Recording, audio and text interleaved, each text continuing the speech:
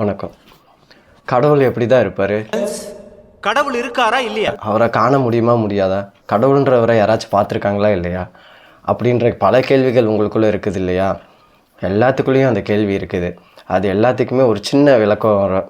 இதை பார்த்து முடித்ததுக்கப்புறம் உங்களுக்கு ஒரு சின்ன தெளிவு கிடச்சிச்சின்னா கிடைக்கலாம் அப்படின்னு நான் நம்புகிறேன். அதனால் வீடியோவை வந்து ஸ்கிப் பண்ணாமல் முழுசாக பாருங்கள்.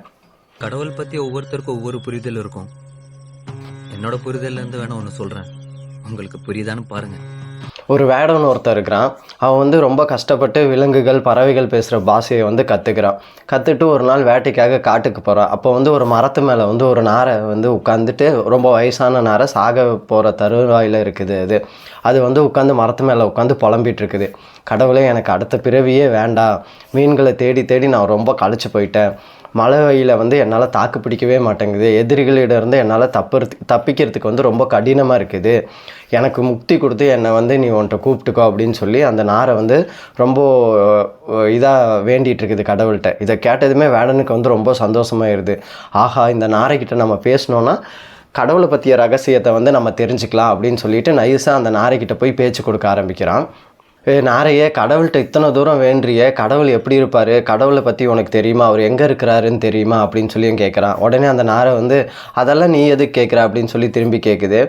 நானும் கடவுள்கிட்ட வந்து ஒரு வேண்டுகோள் வைக்கணும், அதுக்காக நீ தான் உதவணும் அப்படின்னு சொல்லி அவன் சொல்கிறான். உடனே நாரை வந்து கடவுளை பற்றி பேச ஆரம்பிக்குது. கடவுள் எப்படி இருப்பார்னா, கடவுளுக்கு வந்து மிகப்பெரிய அழகு இருக்கும்.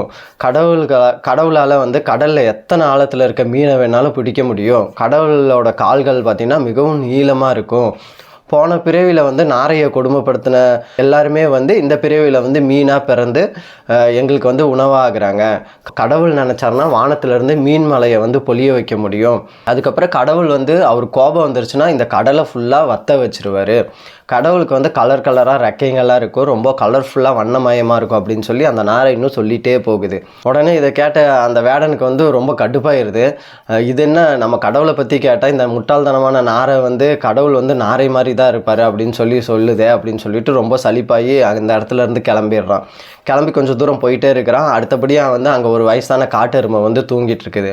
அதுக்கிட்ட போய் கேட்குறான், காட்டெருமை, உனக்கு வந்து கடவுள் எப்படி இருப்பாருன்னு தெரியுமா, நீ பார்த்துருக்கிறியா அப்படின்னு சொல்லி. அப்போ வந்து அந்த காட்டெருமை சொல்ல ஆரம்பிக்குது. கடவுளுக்கு வந்து 8 கொம்பு இருக்கும். அந்த கொம்பு ஒவ்வொன்றிலையும் வந்து ஒவ்வொரு மிருகத்தை மாட்டி வச்சுருப்பார்.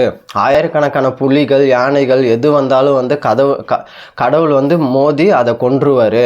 கடவுள் வந்து ரொம்ப வெள்ளை நிறத்தில் வந்து ரொம்ப அழகாக இருப்பார். அதே மாதிரி கடவுள் இருக்கிற இடத்துல வந்து புற்கள் வந்து அவர் சாப்பிட புற்கள் வந்து மறுபடியும் முளைச்சிட்டே இருக்கும் அப்படின்னு சொல்லி காட்டெருமை சொல்லுது.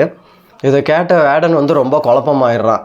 நம்முடைய கடவுள் வந்து மனித ரூபத்தில் இருக்கிற மாதிரி நாரையோட கடவுள் நாரையாகவும் காட்டெருமையோட கடவுள் வந்து காட்டெருமையாகவும் இருக்கிறாரு. அப்படின்னா இந்த உலகத்தை படைச்ச கடவுள், உண்மையான கடவுள் யார், எப்படி தான் இருப்பாருன்னு சொல்லி அவன் தேட ஆரம்பிக்கிறான். பல ஞானிகள்கிட்ட கேட்குறான், அப்புறம் இன்னும் நிறைய பேர்த்துக்கிட்ட கேட்குறான். ஆளாளுக்கு ஒவ்வொரு பதில் சொல்கிறாங்க. கடைசியில் பார்த்தா வேடன்கிட்ட வந்து ஆயிரக்கணக்கான கடவுள் இருக்கிறாங்க. வேடனோட அந்த தேடலில் வந்து பார்த்திங்கன்னா வேடனோட தேடலில் வந்து ஆயிரக்கணக்கான கடவுள் வந்து அவன்கிட்ட இருக்கிறாங்க. அவனுக்கு வந்து அத்தனை கடவுளையும் வச்சு என்ன பண்ணுறதுன்னே அவனுக்கு புரியாமல் ரொம்ப தவிச்சு போகிறான். ஒரு கட்டத்தில் என்ன பண்ணுறான், எல்லா கடவுளையும் கொண்டு போய் கடலில் கரைச்சிட்டு தன்னோட வேட்டையாடுற தொழிலை போய் பார்க்க ஆரம்பிச்சிட்றான். அவன் நிம்மதியாக வாழ தொடங்குறான். இதே மாதிரி தான், நல்லா பார்த்துக்கங்க, இதே மாதிரி தான் இந்த வேடனுக்கு கிடச்ச விடைன்றது ஒன்று இருக்குல்ல, இந்த எத்தனை குழப்பத்துக்குமான விடை வந்து இங்கே பல மனிதர்களுக்கு வந்து கிடைக்கிறதே இல்லை. அதனால தான் தேடிட்டே இருக்கிறாங்க.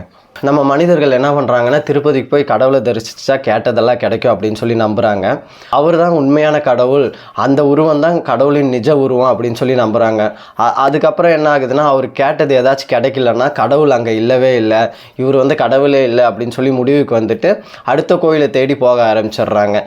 ஒருவேளை அங்கே போய் அவன் கேட்டது ஒருவேளை நிறைவேறிடுச்சுன்னா அவர் தான் உண்மையான கடவுள், இங்கே தான் கடவுள் இருக்காருன்னு சொல்லி மனுஷன் நம்ப ஆரம்பிச்சிடுறான். ரொம்ப கூட்டமாக அவங்க மக்கள் வந்து நிறைய பேர் கூடுற இடத்துல இருக்க சாமியை தரிசித்தா வந்து நம்ம நினச்சதெல்லாம் நடந்துரும் அப்படின்னு சொல்லி எல்லாமே நினைக்கிறாங்க. அதே மாதிரி ஒரு குறிப்பிட்ட நாள்லையோ குறிப்பிட்ட நேரத்துலையோ சாமி கும்பிட்டா ஸ்பெஷல் நம்மளுக்கு வந்து வரம் கிடைக்கும் அப்படின்னு சொல்லி நம்புகிறான். இப்படி பார்த்தாலும் கடவுள் வந்து மனுஷனை பொறுத்த வரைக்கும் வந்து ஒரு விளையாட்டு பொம்மையாக தான் இருக்கிறாரு.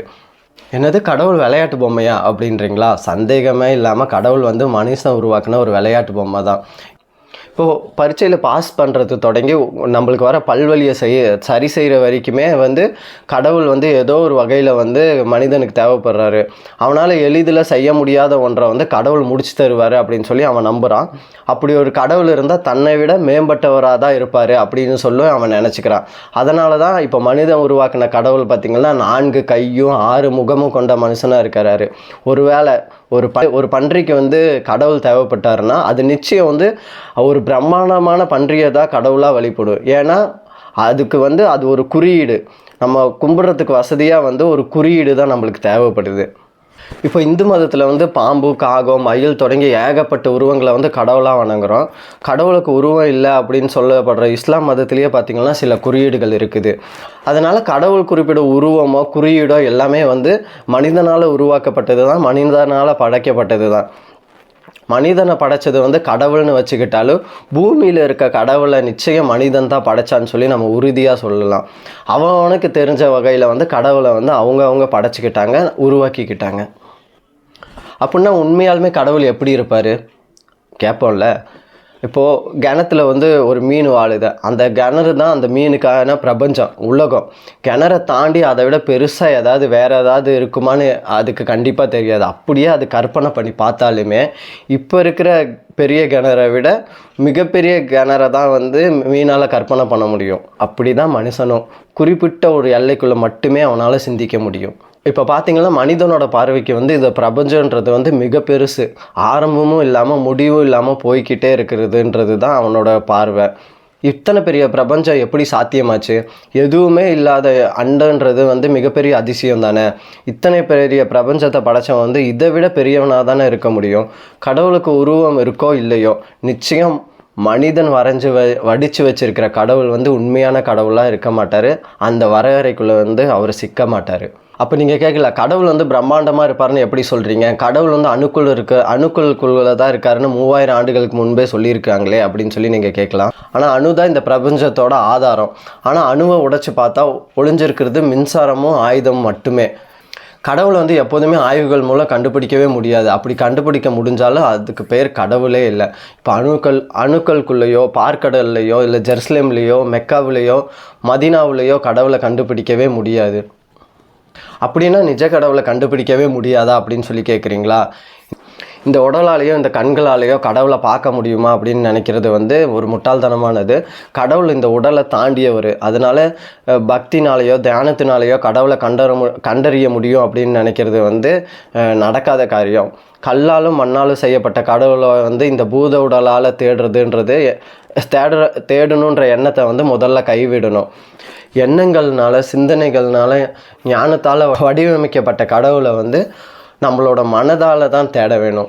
அப்போ வந்து கடவுள் தட்டுப்படாமலும் போகலாம். அப்போ சாதாரண மனிதனுக்கு கடவுளை காணவே முடியாதா அப்படின்னு சொல்லி கேட்குறீங்களா? கண்டிப்பாக காண முடியும், கண்டெடுக்கவும் முடியும்.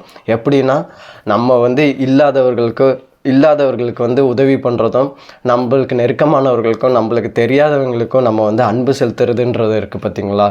எங்கேயோ ஒரு நாட்டில் ஒரு போர் நடந்துகிட்ருக்குன்னா அந்த மக்களை நம்ம ஒரு நிமிஷம் நினச்சி பார்த்து அவங்களுக்காக நம்ம ஒரு சின்ன அளவு பரிதாபப்பட்டு ஒரு அன்பு செலுத்தினோன்னா அந்த இடத்துல கண்டிப்பாக கடவுள் இருக்கார். நம்ம பக்கத்துலேயே நம்ம டெய்லியும் நம்ம சந்திக்கிற இயலாதவங்களுக்கு வந்து ஒரு சின்ன உதவி நம்ம பண்ணுறோம் அப்படின்னா கண்டிப்பாக அந்த இடத்துல கடவுள் இருக்கார். அதனால நம்ம வந்து அன்புன்ற ஒரு விஷயத்தை வந்து மிகப்பெரிய அளவில் வந்து செலுத்தி நம்ம வந்து எல்லா இடத்துலையுமே அன்புன்ற ஒரு வார்த்தையை வந்து அதிகமாக பயன்படுத்தி இன்றைக்கி காலகட்டத்தில் வந்து அதுதான் ரொம்ப குறைவான விஷயமா இருக்குது. நம்ம ஓடுற ஓட்டத்துக்கும் நம்மளோட வாழ்க்கையோட இப்போ இருக்கிற காலகட்டத்துக்கும் வந்து ஒரு அன்புன்ற விஷயத்தை வந்து நம்ம எந்த இடத்துலையுமே செலுத்துறதே இல்லை. நம்ம வேகமான ஒரு வாழ்க்கையில் ஒரு வேகமான ஒரு காலகட்டத்தில் ஓடிட்டு இருக்கும்போது நம்ம எதிர்த்தாப்பில் வர சிறு மனிதனை பார்த்து நம்ம ஒரு சின்ன புன்னகைக்கிறது இல்லை. நம்ம வீட்டில் இருக்கவங்கள்ட்டையே வந்து நம்ம அன்பை செலுத்துறதுக்கு வந்து ரொம்ப நம்ம இது பண்ணுறோம்.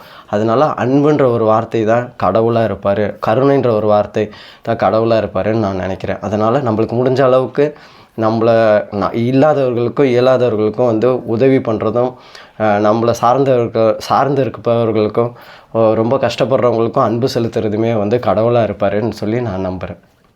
பாய்.